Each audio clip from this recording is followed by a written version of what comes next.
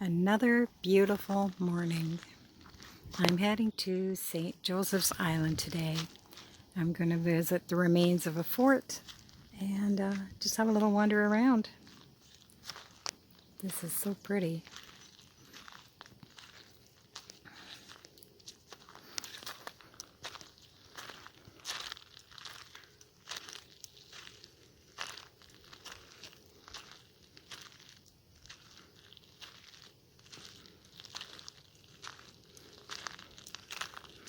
I slept in a truck stop last night. Then afterwards I found a gorgeous place where I could have stayed. But I didn't know.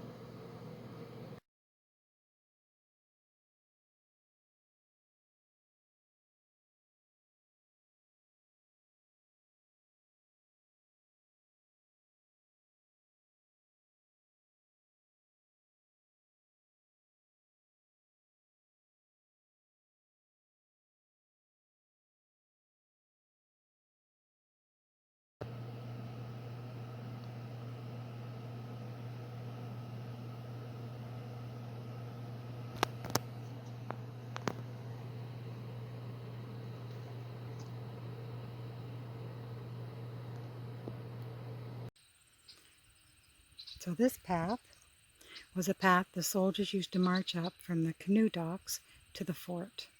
It was used many times. We're visiting Fort St. Joseph's on St. Joseph's Island, Ontario. Right here is where the back gate of the fort would be. There was a palisade that was 13 foot tall around this fort, made out of cedar posts. It was to keep enemies out and the unhappy soldiers in.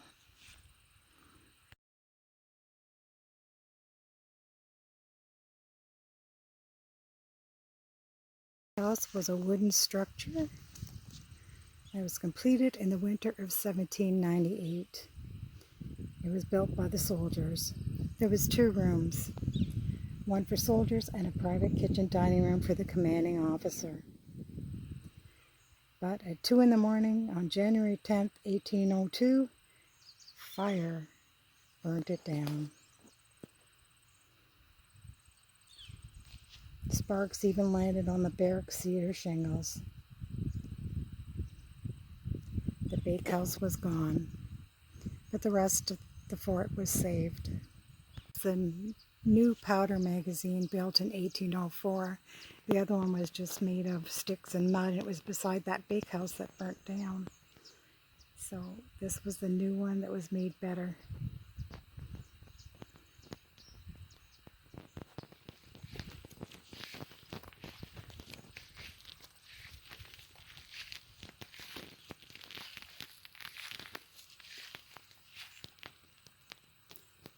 And even after the fort was abandoned in 1812, they still used this to store powder for a little while longer until the whole place burnt down in 1814.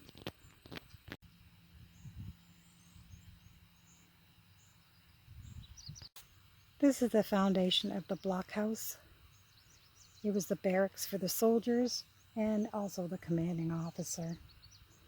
It was made from fresh cut trees, but the green logs shrank, allowing wind and mosquitoes inside. Wow, they have mosquitoes then too. Things would sometimes freeze, like their bottles of ink, and sometimes there would be snow inside.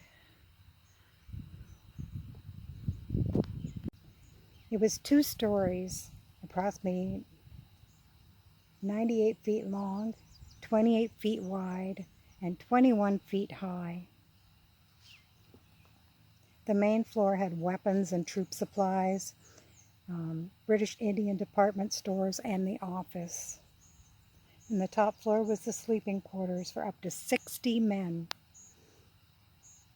and small rooms for the officers.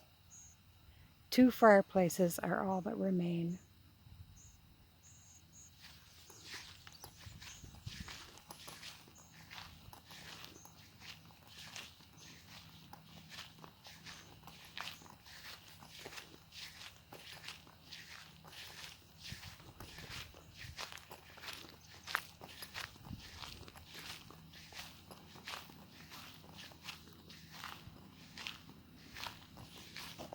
The Fort's British Indian Department handled all the communications with the First Nations, not just the Ojibwa, Chippewa, and Ottawa, but all nations to the south and northwest. The department represented the King of Britain in nation-to-nation agreements. This was the site of the guardhouse for the fort's sentries, and also included a jail for disobedient soldiers. It's not very big. Some are born leaders and others are not. There were 7 different commanders and regiments at this fort. Some used the jail cells more frequently, and the cells were called black holes. They were so small you couldn't lie down in them. And then sometimes they were flogged, even to death. This building was made out of logs, and it was built in 1799. This chimney is the most recognized ruin on the site, yet there's no real history to it. Might have been part of an officer's kitchen. It's grand enough, but they have not found a building around it or a foundation, so they are not sure what this is. It is big though.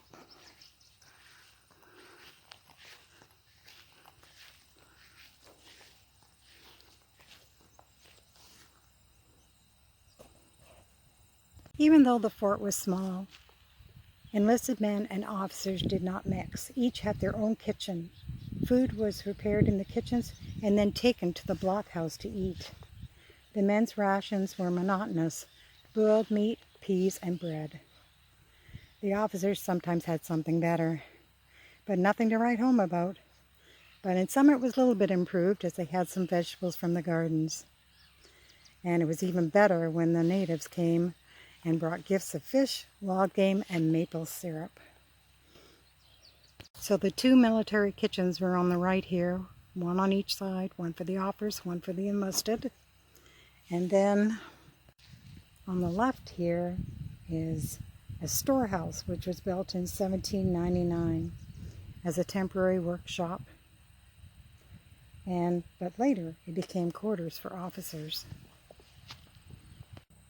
When the big ships sailed up Lake Huron heavy with supplies, they anchored offshore, and flat-bottomed boats called bateaux rowed out to the ships to bring the goods to the dock. Sometimes you can see the wharf remains out there. It's the site of the second bakehouse, because the original one burnt to the ground. And the captain was taking no chances. This one was outside the palisade and close to the water and built of stone. This was the last structure built on this fort. It was built 2 years after the fire.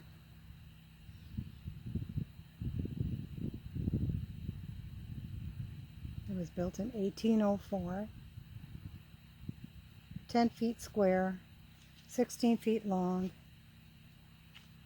14 feet wide, 8 feet high.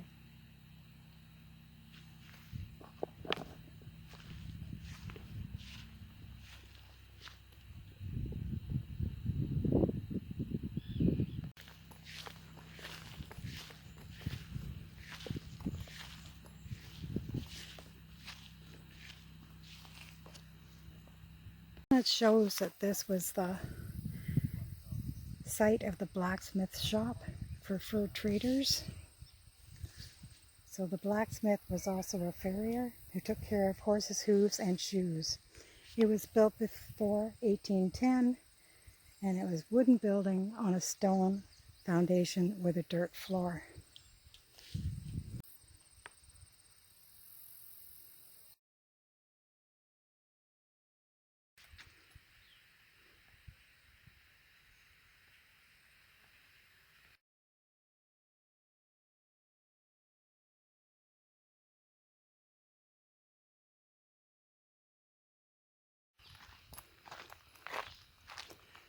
This is the area where the townspeople would have had their homes.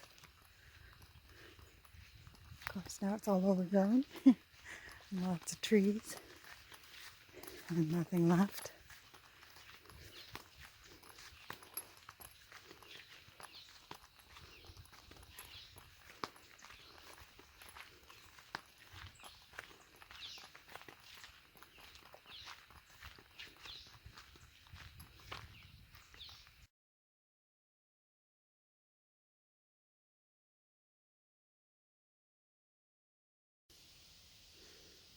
Yeah, they just put up these crosses just to represent the soldiers that died at the fort.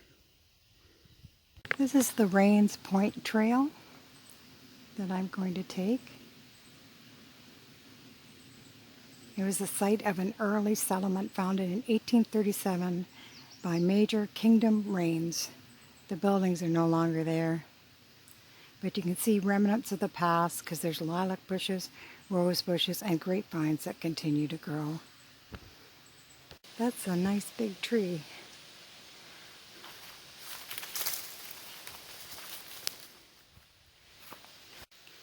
An enormous red oak. One of the few remaining here. The logging industry took most of it because it was such popular wood for furniture. This clearing is the site of a Northwest Company post dated from 1792 and a homestead of Major William Kingdom Rains, the first settler on St. Joseph's Island. He arrived in 1835 at Milford Haven. And there he established a sawmill, store, and built a sailboat. And in 1837 he settled here until he moved to Sterling Bay in 1849.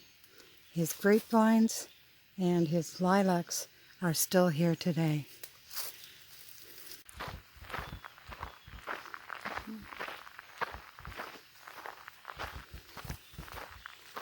Still remains a field. And the red chairs are down there. It is very peaceful.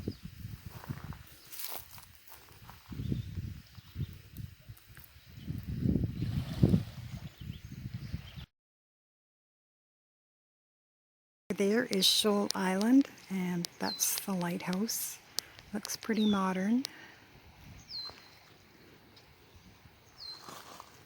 This water looks pretty still. I think I ooped the camera there. But it's pretty clear. See all the stones through the water.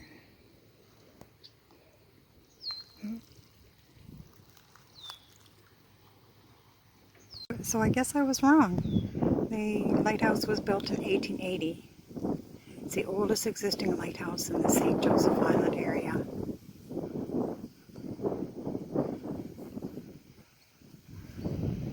So those ferry crossings here. Used to be the Llewellyn Beach Colony, established in 1902 as a summer camp. That's a sandy cove to the left of the crossing.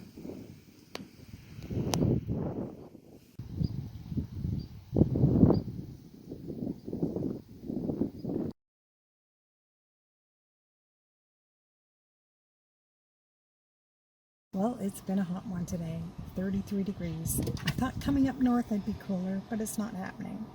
Anyway, I had a good day, busy day, and now I'm at Walmart, and this is where I'm going to sleep tonight. Anyway, this is the end of this video, so I hope you enjoyed some of the things that I showed you, and subscribe, like, share, leave me a comment, and you have a great day. Take care now.